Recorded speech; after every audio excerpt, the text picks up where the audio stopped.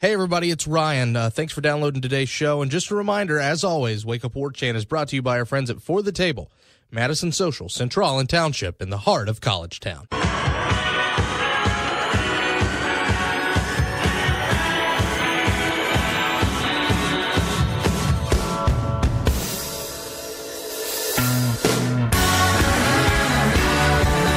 right, ladies and gentlemen, from Tallahassee to Thomasville, and from coast to Atlantic coast, it's time to Wake Up War Chant here on 97.9 ESPN Radio, and it's a very happy Tuesday, December the 12th, to you and yours. You're currently listening to the voice of Ryan Kelly. I'm the director of digital media at warchant.com. Drew Hicken is on the other side of the glass, making things work, pushing the buttons. How are you today, sir?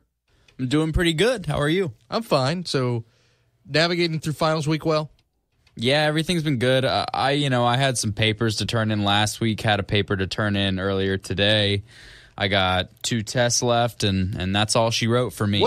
What is the average end of semester paper looking like these days for an editing and writing a media major, right? Yeah, I had to do it was a rhetoric paper on basically violence and rhetoric. It was 6 to 8 pages, and that was so not too bad at all. Actually, it's pretty easy.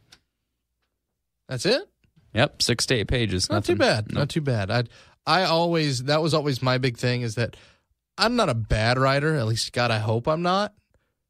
But I'm never one of those people who can just write like 20 pages. So if I went to a class and I saw there is a 20-page paper in this class, deal breaker. Not happening. The worst one I ever had was like a 13-page peer review paper that I had to do, and that was in a psychology class. I think that's the worst paper that makes sense. I've ever had to write. That sounds like something you do in a psychology class. But regardless, not bad.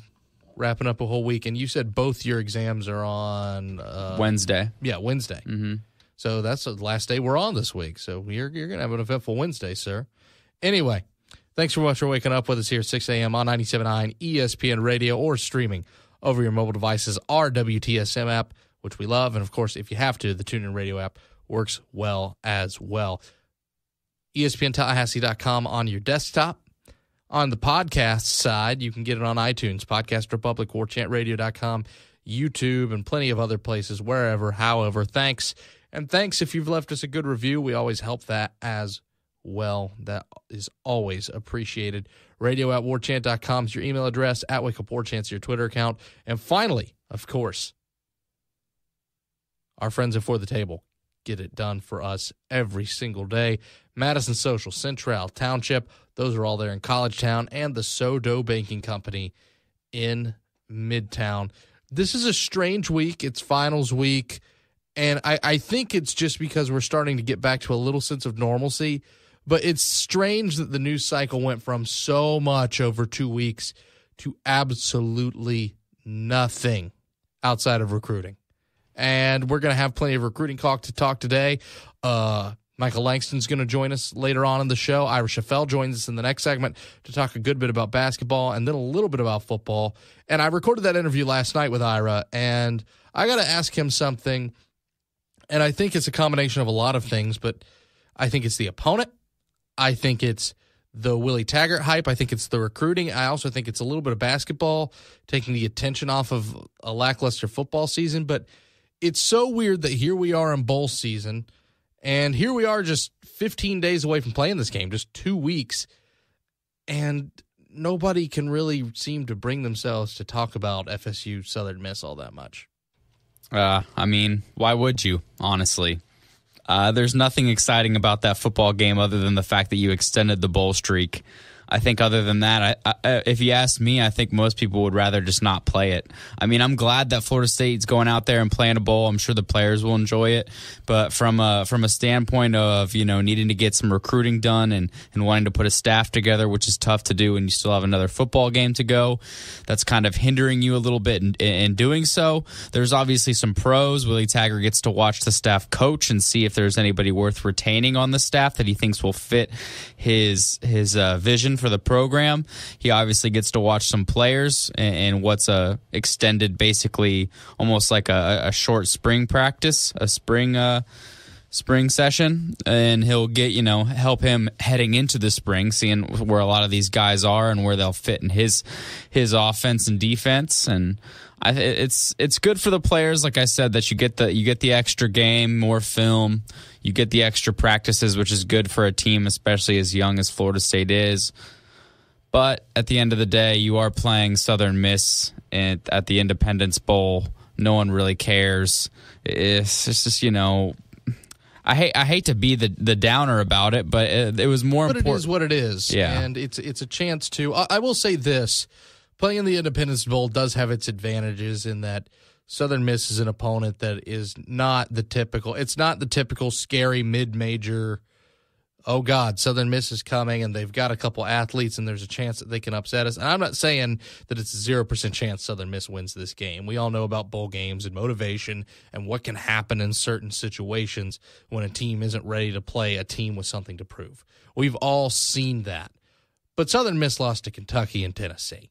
I mean, let's face it, this is not a team that's played a lot of great football. This is not Brett Favre's not walking through the door. Yeah, I mean, but Florida State's lost to some really bad teams, too. And I agree. We were just talking off air that, we really did lose to Boston College 35-3. That really did happen. Obviously, I think Florida State will win this football game, but, But I think it's an advantage to play that opponent and keep your winning streak going, or at least give yourself a better certainty. Because here's the thing. If you are Florida State, and let's say one of the teams or one of the bowls that hasn't had you in a while that wanted to get you, got you. Say you went to the Tax Slayer Bowl. Say you went to the Music City Bowl. How thrilled are you in your chances in those games playing a middle-of-the-road SEC team when you've been middle-of-the-road to bad? I mean, I think it'd be a coin flip. A lot of those middle-of-the-road SEC teams are really bad. Oh, and I agree. The SEC has been horrific, save for 2-3 teams this year. But I think you'd rather have one where the percentage is just a little bit more skewed. Sure. I mean, and it's also this. You talking about wanting to get the season over with, wanting to get going. December 27th, that's 4 days ahead. And I know that's just 4 days, but that's light years considering when you're trying to get a staff together, when you're trying to talk to guys. Because if there are people I feel sorry for right now, it's Florida State assistants who know they're not going to be on staff next year. Because think about what they're doing. They're out there recruiting for Florida State at the moment. They're currently busy trying to prep some of these guys ready to get going for this game in Shreveport. And on top of all that, they're also looking for new jobs. They've got to schedule and balance all of that. And any one of those three can be a full-time job. Anybody who's ever had to look for a job before knows it's not fun. Anybody who's ever had to coach football at a level like that, I mean, you see how some head coaches will age like the president at certain jobs over years. And then, of course, recruiting is a job in and of itself. I mean, how many guys do you have on staff as position coaches who are quote-unquote recruiters because it's what they do? That's a lot to ask of any staff. And I think just having that, just that 4 days, that half a week for those guys to be able to move on, you to be able to fill your staff, it can save and be a world of difference, especially when you're Willie Taggart and Mario Cristobal becomes the head coach at Oregon, and it kind of throws you a curveball to where, hey, maybe I'm not going to get everybody I wanted, and I've got to start looking at some second choices or being open to some new ideas. I am interested to see who he takes from that Oregon staff, because Oregon they play this weekend. They play the 16th is their bowl game. So talk about being ahead of the curve there, because they play in the Las Vegas Bowl or whatever it is. And I still do expect Jim Leavitt to be Florida State's defensive coordinator next year. I expected Mario Cristobal to be on the staff as well, but we said with both of those guys, barring head coaching opportunities, that's what was going to keep them from coming. I think if Cristobal doesn't get that job, he's at Florida State next year as well. But again, Leavitt, just he didn't get that. He was very obviously, vying very hard for that head coaching job, but it was obvious from the beginning he wasn't going to get it, because you just don't make an interim head coach who's already on your staff and then make the permanent head coach somebody who you didn't even make the interim. That would make absolutely no sense. So I think barring some late head coaching carousel magic going on with maybe like Kansas State or something like that, I really don't see Levitt getting a job here. So I'm interested to see who Taggart poaches from that staff. I know Raymond Woody is another name that's come up quite a bit. Would like to have him over here. Levitt, obviously. I heard there was some chatter on Twitter about potentially having the Oregon strength and conditioning coach. That'd be another interesting ad. Really, it's gonna be cool to see where Taggart goes with this. But the bottom line is right now Taggart's basically a paid recruiter for Florida State. That's where his main focus is right now. Is he's just going around recruiting the hell out of everywhere, and it's awesome. And I'm sure I would say this to the people who are worried about the staff and this and that. I hear you. I understand your concerns, but I really do have a lot of faith in Willie Taggart to put together a really good staff. He's done it everywhere he's been. He's obviously a very well-connected, very likable, charismatic kind of guy. I don't think he's going to have a lot of issues bringing on some good additions to this staff. He also gets a chance to hire back some guys that maybe he's lost over the years because he wasn't in as good of a financial place. Like Telly Lockett's a guy who's come up a lot at Oregon State. Well, was at Oregon State before the Gary Anderson era ended. And then before that was at South Florida. And Willie Taggart guy, he lost him. Chance to get him back.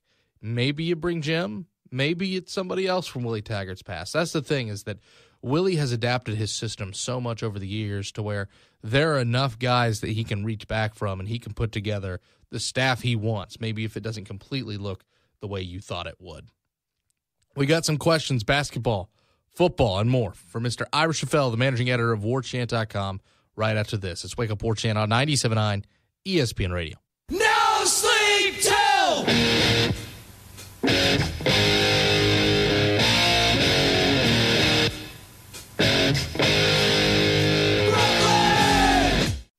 I'm sat alone in a boggy marsh, totally motionless except for her heart. Mud flowed up into lumps, pajamas. She totally confused all the passing piranhas. We roll along, Wake Up War Chant 97.9 ESPN Radio. By the way, it's finals week, and if you're a student out there listening, or if you're just getting ready to go on a Christmas vacation or whatever, you should run by For the Table tonight. Happy hour, 4 to 7, best one in town, Madison Social Central Township. Yeah, sure, it's 3 different places, but it's 3 great experiences, and it's one great deal. Make sure you're out there. It's finals week, so everything's kind of grinded to a halt, like I just said. However, Florida State basketball gets a nice, deserved breather before they go down to South Florida and play the Oklahoma State Cowboys in the Orange Bowl Classic this Saturday. It's an interesting point for FSU. They could get through this entire first quarter of the season 10-0 with a victory on Saturday. Ira Schoffel joins us on the phone line, of course, the managing editor of WarChant.com. And Ira, I know you got a chance to speak with Leonard yesterday. Where is this team at? Where does he feel about this team? Because, listen, I know Leonard's not exactly one to give a lot of stuff away, but at the same time, I have to think even he's a little pleasantly surprised with the way that this team has played. You know, that's kind of what we talked about a lot, was just kind of the preseason expectations and kind of what the expectations were outside. And, you know, now FSU is ranked. They're in the top 20. They in both polls on Monday at number 19 and, you know, starting to get some attention. And, you know, it's kind of interesting because, you know, Leonard Hamilton's like, well, this is exactly, you know, what we expected. This is, you know, that he understands why people weren't expecting a lot from this FSU basketball team because, you know, they did lose their top 3 scorers from last year, Delane Bacon, Jonathan Isaac, and Xavier Raton-Mays. But, you know, his point is the reason they were confident was because, you know, they knew how much, you know, these other guys meant to the team last year. You know, the Boom Squad guys, you know, C.J. Walker, Trent Forrest, and those guys, and then also, you know, the growth you've seen from Terrence Mann and, you know, Phil Kofer coming back as a senior and now finally healthy. And, So yeah, I mean, it's kind of one of those things where I think he understands why people weren't expecting much from FSU. I think they were preseason picked to be number 8 in the conference, and we'll see. Conference play hasn't even started, so you can't say that anything is definitely happening. Definitely going to be underestimated there, but he felt like, and he said the team always felt like they were going to be much better than people expected.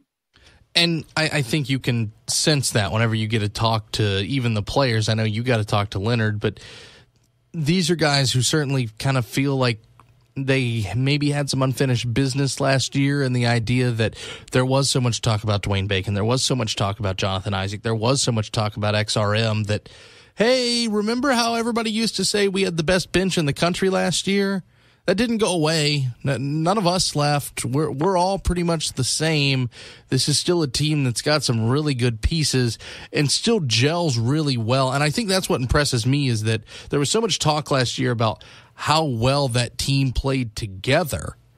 And now it seems like they might even play together a little bit better than they did last year.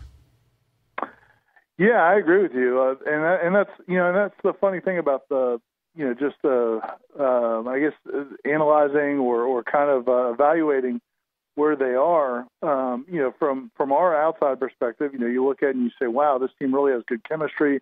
This team really seems to be playing well. And that was one of the things I brought up to Coach Hamilton. But, and he, as he is often wont to do, his point always, and I'm sure you can hear him saying it right now, is, nobody's ever accomplished anything by what they did in December. Nobody's, winning 9 games or 8 or 9 games to start off the season doesn't necessarily mean you've done anything great by the end of the season. So, and I thought what was interesting, one thing he really did open up about that I thought was interesting was, and I'll have a story up on warchant.com about this today, is that, last year they got so much, not I say hype, but they got so much credit when they had that run against, they played those 5 or 6 top 25 teams in a row, and they won, I think 5 of the 6. And everybody in the country now started talking about FSU as this darling, and they jumped up into the top 10 in the national rankings. And his point was they didn't handle that very well. They kind of went on the road, lost some games that he felt like, they just didn't play well. They didn't handle the success well.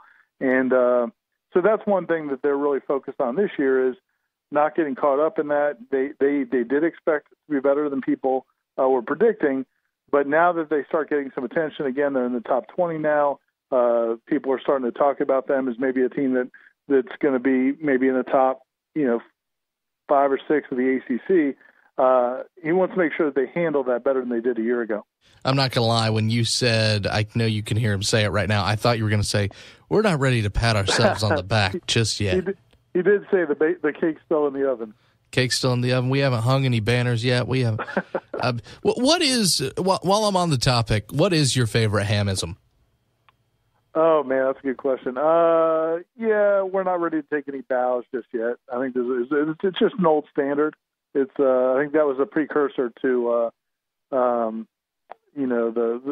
of the other versions of that. I think that was the old school original one. We're not ready to take any bows just yet.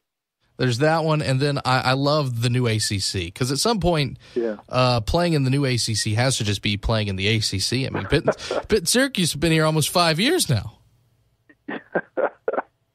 Yeah, good point. But and again, those were some of the games that he's talking about, is that they lost a couple of those games last year at Georgia Tech and I think at Syracuse, and some games that he felt like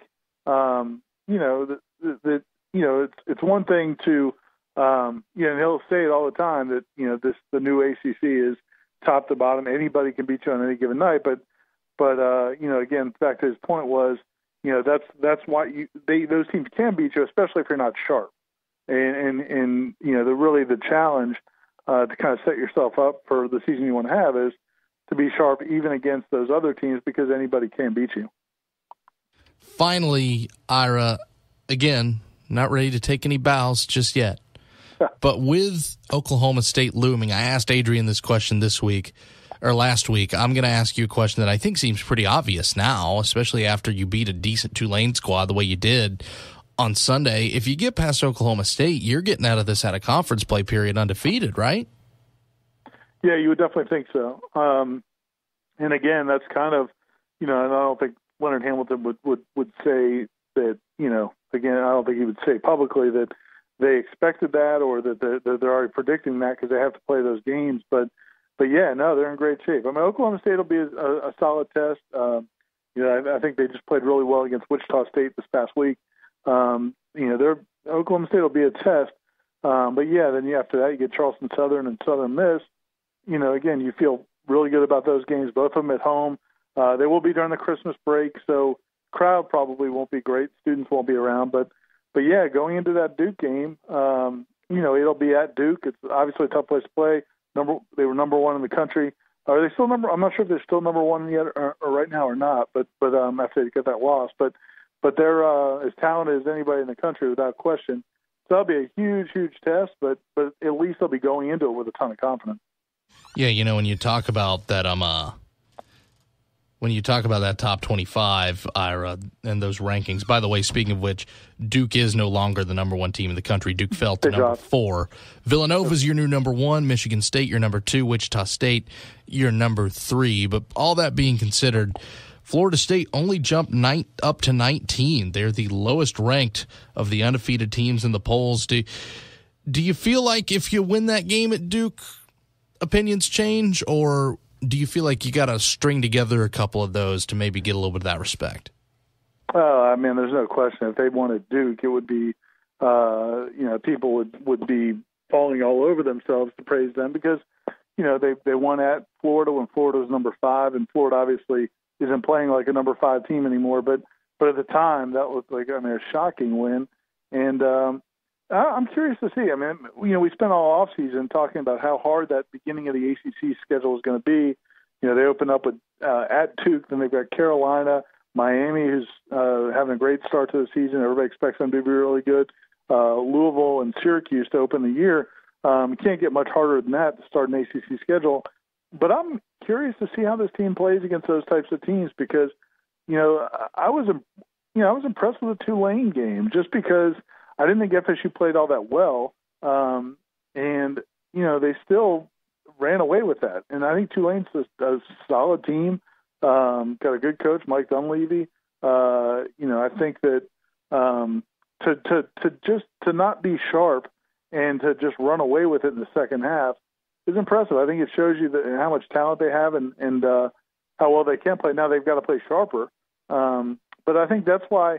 I think a lot of people are excited. I know I am, guessing you probably are, to see them start playing more quality competition regularly to see how good this team really can be. Ira, let's switch gears. I think it's crazy that Florida State still has a football game to play, and yet the build-up to it because of basketball doing so well, because of Florida State getting a new head football coach, because of what's been going on the recruiting trail, this has all kind of taken a back seat. And Florida State Southern Miss, listen, the Independence Bowl is what it is. Playing in Shreveport is what it is. But it's still Florida State football. It's still a chance to keep your unprecedented winning season streak going. And is it just me, or is this as low of a buzz for a Florida State bowl game as you can remember? Yeah, but it's for all the reasons you mentioned, and it makes perfect sense. I think there wouldn't have been a ton of excitement about this bowl game anyway. But then when you add in the coaching change, and not just the coaching change, but such a drastic coaching change from Jimbo Fisher, who's kind of buttoned up, very reserved, had been here for a long time, to a guy like Willie Taggart, where it's so different. He's a charismatic guy. People are so intrigued by what the possibilities could be. And then, like you said, all the drama on the recruiting trail where they lost so many commitments, and now they're trying to rebuild the class. And the football game is it's almost, I wouldn't even say it's secondary right now. It almost feels like third or fourth, just because there's so much focus on Willie Taggart, what he's going to bring, what his new staff is going to look like, and then what this recruiting class is going to look like.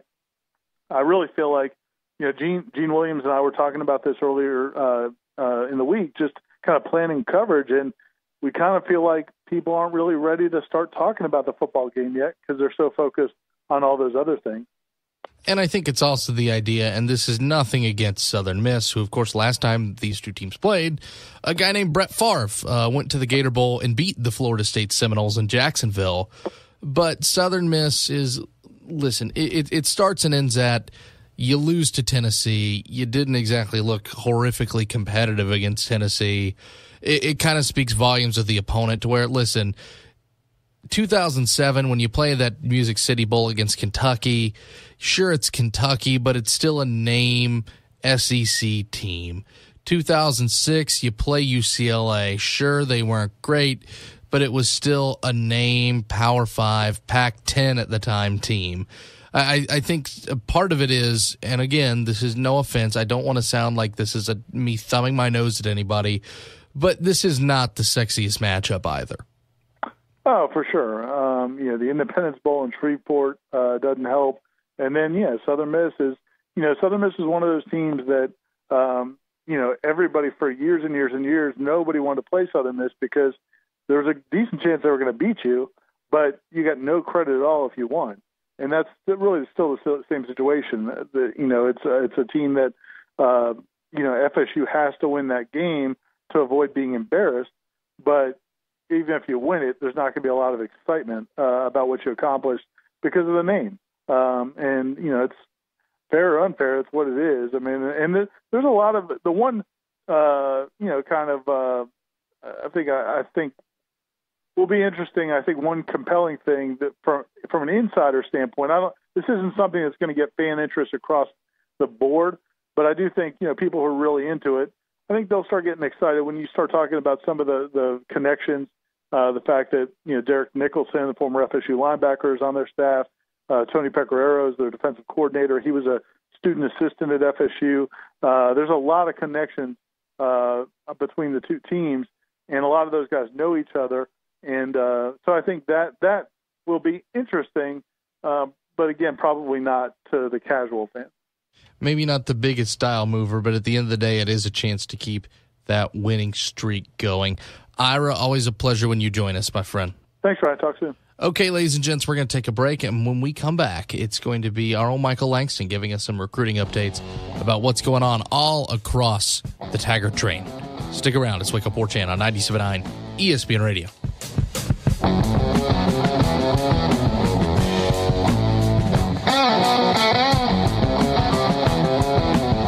All aboard the Taggart Train! I'm really excited about FSU football and the Willie Taggart era. Did you hear there's also a new era happening at warchant.com? Did Warchant get a new coach? No, but they did get a star player. Corey Clark is joining the team. Between Gene Williams, Ira Schoffel, and Corey, that's nearly 50 years of experience covering the Seminoles. Glad I finally took advantage of that 30-day free trial offer and subscribed. And now you get the added bonus of reading Corey Clark's insight into the Noles. Warchant.com, your ultimate Seminole sports source.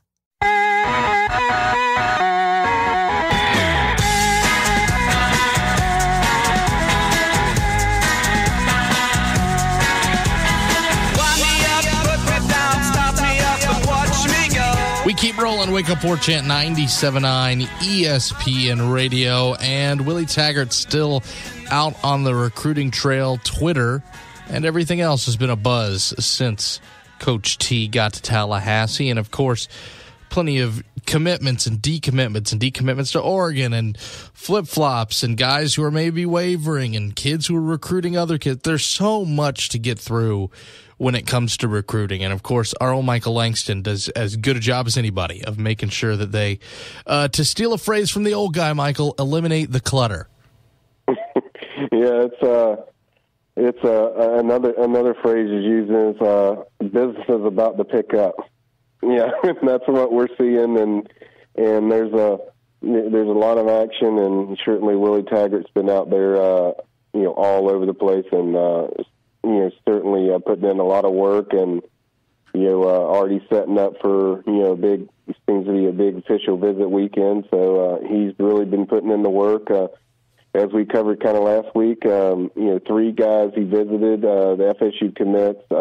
He didn't make them, but he convinced them to go ahead and shut it down and sign with FSU, which is offensive lineman Christian Armstrong, obviously linebacker Amari Gainer, and then over the weekend, defensive tackle Robert Cooper. So he's definitely putting in the work now, and now everyone's kind of getting antsy, and they want to know when the commitments start rolling in.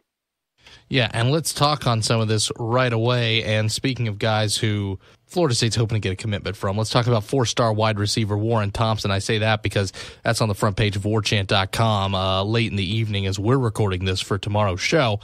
And Warren Thompson, as I mentioned, 4-star wide receiver out of Armwood, Seffner, Florida. But, of course, we know Armwood is a place that Florida State doesn't always traditionally get guys. He's the 13th ranked wide receiver in the country. For the uninitiated, how about a little bit of a walkthrough about his recruitment and what's Coach T's had to do to get him maybe back on board to taking a visit to Tallahassee?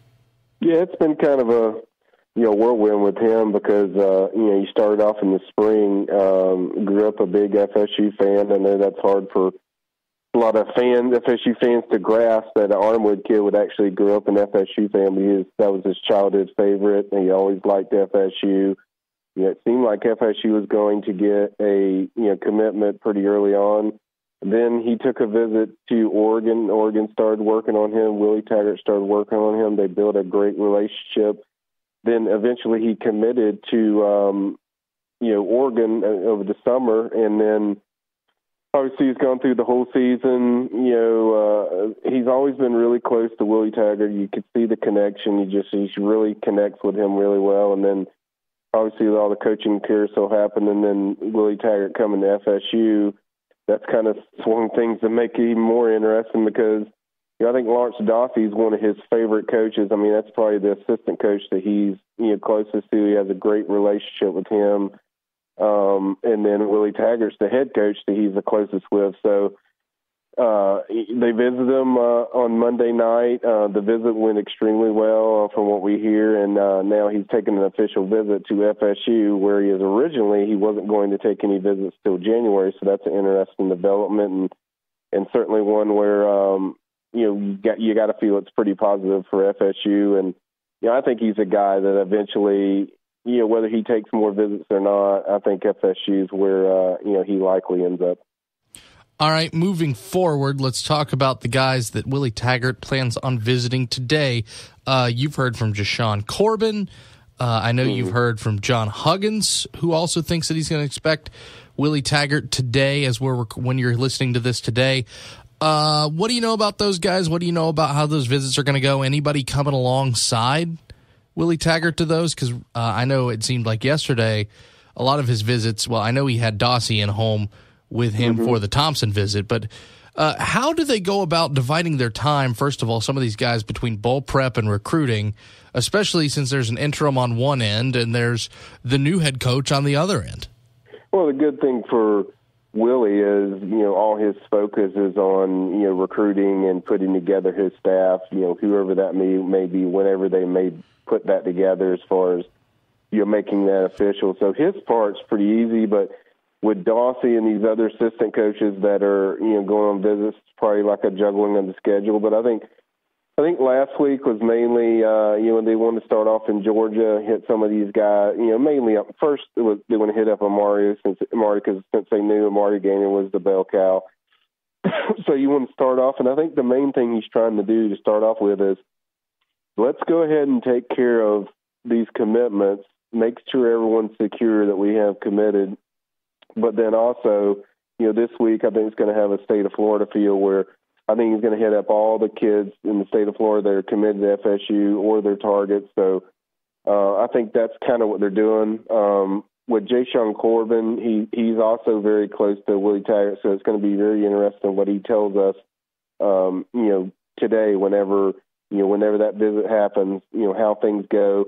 I would suspect that you can look for, Jashawn to probably set an official visit up to FSU once that visit happens, and kind of trending where he's pretty open to other schools. He seems to like TCU a lot. He's going to visit there this weekend, but I still come back to FSU and that relationship he has with Taggart, and also the feelings Jashawn had with FSU when he visited there, as a school he committed to, felt really comfortable, felt comfortable how he'd be used. So I think once those things are reestablished with Jashawn, I think they have a good shot there. And then with Huggins, that's kind of a little bit different story because, he's a 4-star safety. He's a guy that Jimbo Fisher, took a chance on, kind of had, some academic questions at first, but then that kind of got rectified. And FSU's always been a team that's, been his dream school. Florida's actually pushing pretty hard, so he's going to visit there supposedly this weekend. But a lot of all that can change with John Huggins, depending on how that visit with Taggart goes, because FSU's always been his dream school, so things could change, and he visit FSU as well this weekend. So there's a lot going on with that, and I always felt like Huggins, the team he's wanted is Florida State. So I think if FSU, that's the thing too we have to see is, does FSU want him? Does Taggart want him? Is he in his plans of, is that a guy that he wants in his defense? So I would think he is, considering he's meeting him and going to see him. I would say that's a good sign that he wants him in that defense. But it's going to be interesting to see the kind of reactions we get from both John and Corbin whenever he goes to see these guys. He also went to see 4-star defensive end Malcolm Lamar on Monday night, who's the best friend of Warren Thompson, who's actually still committed at Oregon.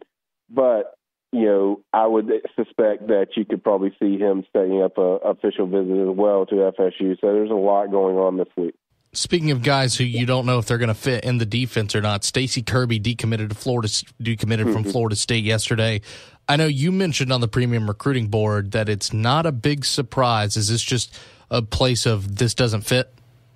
Yeah, and I think you have a lot of guys in there. I mean, you have guys like, wide receiver Antone Green, we don't know. Guys like running back like Charles Strong, we don't know. Even John Huggins, we don't know for sure if these are guys that fit what Willie's plans are as far as his vision. That's the issue you go through, and when you make coaching changes, the coaches have different views of what guys they want to go after. I mentioned Stacey Kirby and Chaz Neal, who's a defensive tackle over there in Central Florida. He's another guy that I could see them kind of be in the same Stacey Kirby situation where that the old staff offered them, but just because the old staff did doesn't mean that the new staff's going to do it. And I think you could see the same thing where it's kind of a mutual thing where they move forward. So you have to get the right guys of what you want. But I can tell you, just on my feeling, just the vibe, I mean, there's incredible interest from a lot of kids in the Southeast, particularly in Florida, that are hitting up FSU, that really want to visit, that this buzz is going to continue to get higher and higher.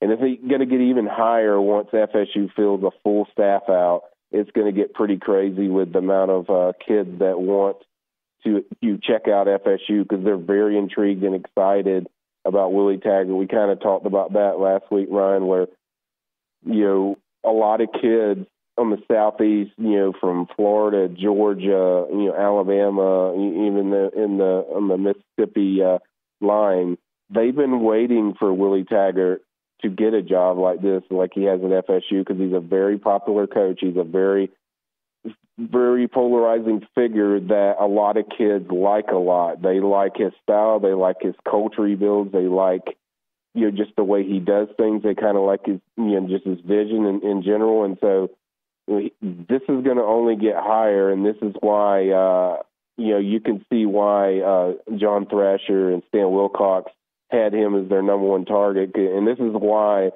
teams like Miami and Florida and Georgia, these teams did not want to see, teams that recruit Florida well, they did not want to see Willie Taggart get a head coaching job at Florida State. This is exactly why. The buzz is increasing, and it's only going to get stronger. Finally, we're doing a recruiting segment, Michael, which means you know exactly who I'm about to ask about. So go ahead and just give me an update on Justin Fields and anything you've heard from the last time we talked.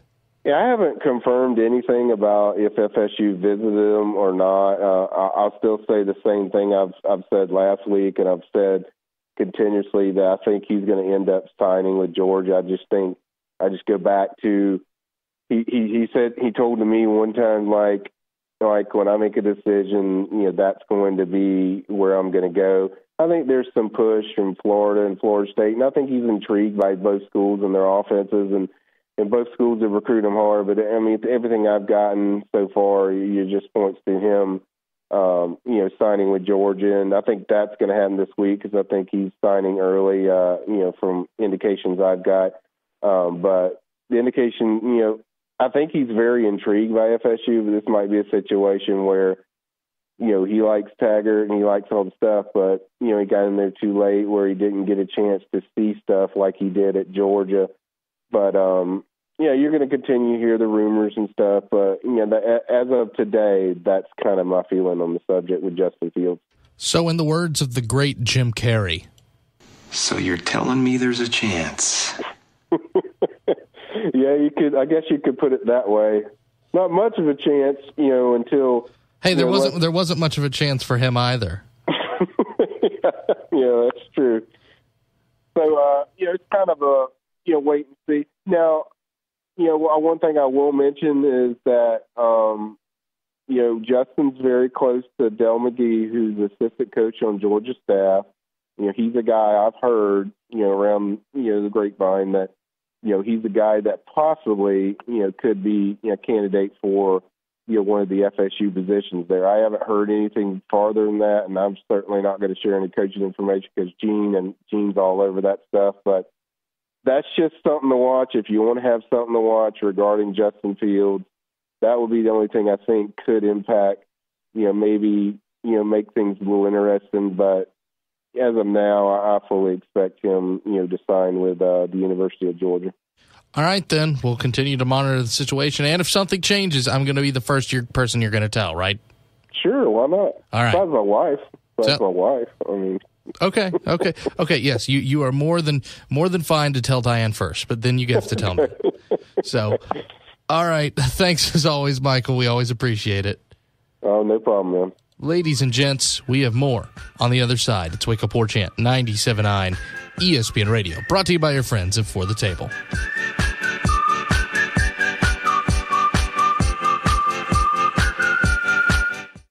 I'm sad alone in a boggy marsh, totally motionless except for her heart. We saw Monday Night Football last night coming. I know we've had a lot of news lately, a lot of interviews, so we haven't been able to do While You Were Sleeping on a regular basis, but really? The Miami Dolphins? Over the New England Patriots? Gronk or no Gronk? Wow. Does Jacksonville a huge favor, I know that much.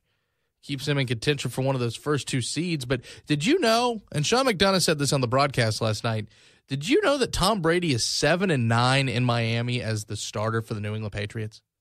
That's pretty wild, honestly, if you really think about it, because it always seems like the Patriots do dominate the Dolphins for the most part, but I guess not. But really what this comes down to for me is as the season's progressing and Jacksonville's going through, it seems to be one of their phases where they're playing really, really well. If Jacksonville can get this thing going, now granted, I'm not sure anyone can go to Pittsburgh and to New England in the playoffs and pull that off back-to-back weeks. But Jacksonville could easily make an argument for being a top team in the AFC. I mean, I think Jacksonville's better than Pittsburgh. I really do. Now, it's hard to say that they're better than New England. I'm not going to do a recency bias here and say they are just because New England lost to the Dolphins last night. But I think that they give them a real fight. I think this is going to be interesting to see because I think Jacksonville clinches at least a playoff spot if they win against Houston. If they defeat Houston on Sunday, they get themselves a win, or they get themselves their first berth since 2007. And with all that being said, defense travels in the NFL. Running game travels in the NFL. And when you're trying to win games like that, especially now that you have a passing attack that seems to be able to keep opposing defenses honest, you got to like the chances of what they can do. I certainly didn't think, if there was one team from the state of Florida going to the playoffs this year, I didn't think it was us. But no offense to anybody else listening, I sure am happy it is.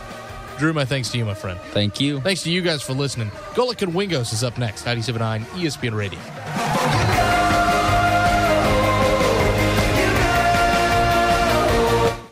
WarChant.com is the ultimate inside source for FSU football and recruiting. And now you can get in on the action for free for an entire month. WarChant.com is offering a risk-free 30-day trial subscription. Get full access to the #1 website covering the Seminoles just by entering the promo code WarChant30. That's WarChant30. Sign up and get in on the world's most active FSU message boards. Receive breaking news, stories from our award-winning staff, plus get exclusive interviews and videos. Just enter the promo code WarChant30. WarChant.com, your ultimate Seminole sports source.